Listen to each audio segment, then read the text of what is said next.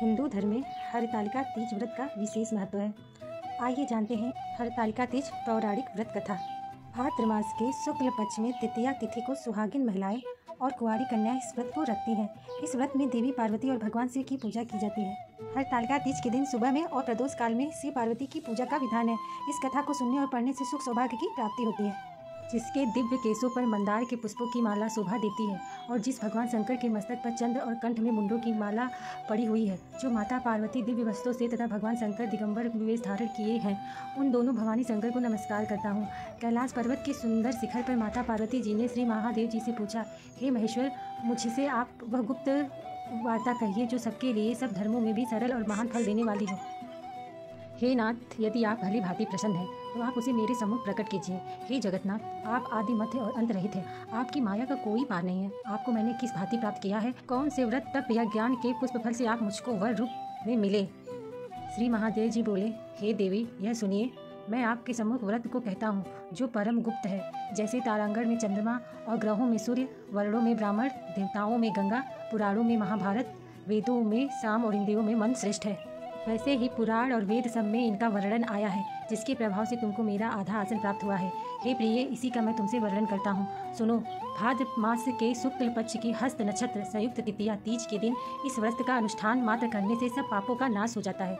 तुमने पहले हिमालय पर्वत पर इस महान व्रत को किया था, जो मैं तुम्हें सुनाता हूँ। पार्वती जी बोली, हे प्रभु, इस व्रत को मैंने किस लिए किया था, यह मुझे सुनने की इच्छा है, तो कृपा करके कहिए।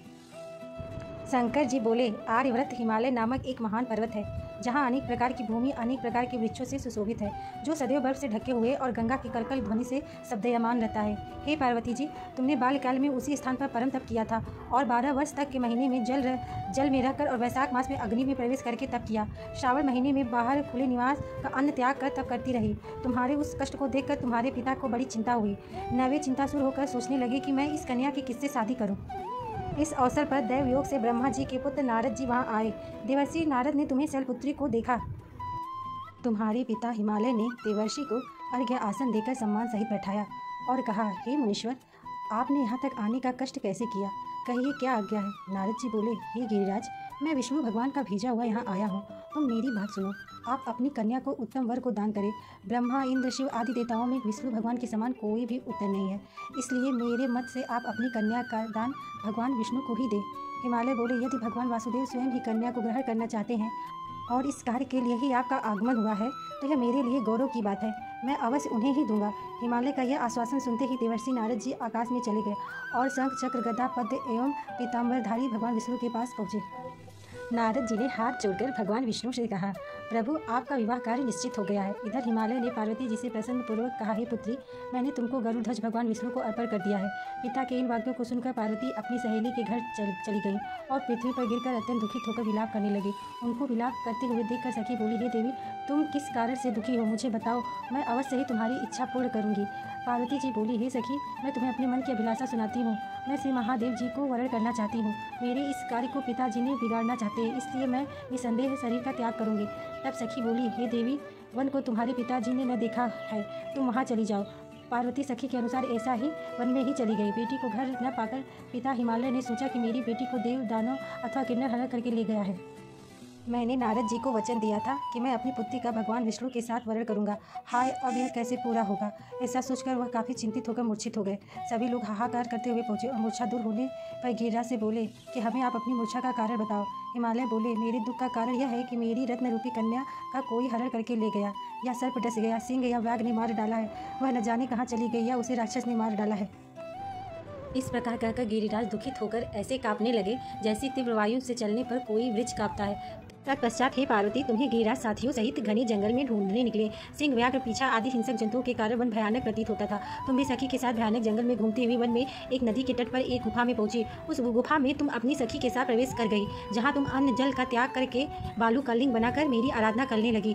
उस समय पर भाद्रपद मास के हस्त नक्षत्र युक्त तृतीया के दिन तुमने मेरी विधि विधान से पूजा किया और रात्रि को गीत गायन करते हुए जागरण किया। तुम्हारे इस महाव्रत के प्रभाव से मेरा आसन डोलने लगा। मैं उसी स्थान पर आ गया जहाँ तुम और तुम्हारी सखी दोनों थीं। मैंने आकर तुमसे कहा, हे वरानने, मैं तुमसे प्रसन्न हूँ, वरदान मांगे। तब तुमने मुझसे कहा कि हे देव, यदि आप मुझसे प्रसन्न हैं तो आप महादेव जी ही मेरे पति हो। मैं तथास्तु ऐसा कहकर कैलाश पर्वत को चला गया और तुमने प्रभात होते ही मेरी उस बालू की प्रतिमा को नदी में विसर्जित कर दिया। तुमने वहाँ अपनी सखी सहित व्रत का पारायण किया। इतने में तुम्हारे पिता हिमवान भी तुम्हें ढूंढने उसी घने वन में आ पहुँचे। उस समय उन्होंने नदी के तट पर 2 कन्याओं को देखा तो तुम्हारे पास आ गए और तुम्हें हृदय से लगाकर रोने लगे और बोले, बेटी तुम इस सिंह व्याघ्र युक्त घने जंगल में क्यों चली आई?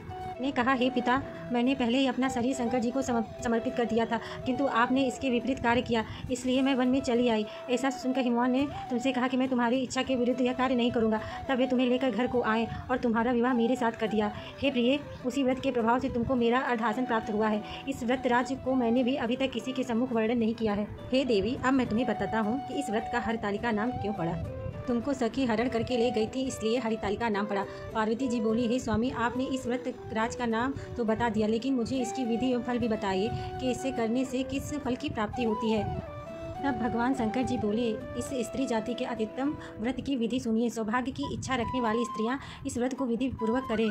केले के खंभे में मंडप बनाकर उसे बंधनवारों से सजाए, उसमें विधिवत रंगों के उत्तम रेशमी वस्त्र की चादरी ऊपर तान दे, चंदन आदि सुगंधित द्रव्यों को लेपन करके स्त्रियां एकत्र हो, शंख भेरी मृदंग आदि बजावे, विधि पूर्वक मंगलाचार करके श्री गौरी शंकर की बालू निर्मित प्रतिमा की स्थापना करे। इसके बाद भगवान शिव और पार्वती का विधि पूर्वक पूजन करे, अनेकों नैवेद्यों का भोग लगावे और रात को जागरण करे। नारियल, सुपारी, जवारी, नींबू, लौंग, अनार, नारंगी आदि मौसमी फलों और फूल को एकत्रित करके धूप दीप आदि से पूजन करके कहें, हे कल्याण स्वरूप शिव, हे मंगल रूप शिव, हे मंगल रूप महेश्वरी, हे शिव, सब कामनाओं को देने वाली देव, तुम्हें नमस्कार है। कल्याण स्वरूप माता पार्वती, हम तुम्हें नमस्कार करते हैं। शंकर जी को भी हम सदैव नमस्कार करते हैं। हे सिंहवाहिनी, मैं संसारिक भय से व्याकुल हूँ, तुम मेरी रक्षा करो। हे महेश्वरी, मैंने इसी अभिलाषा से आपका पूजन किया है।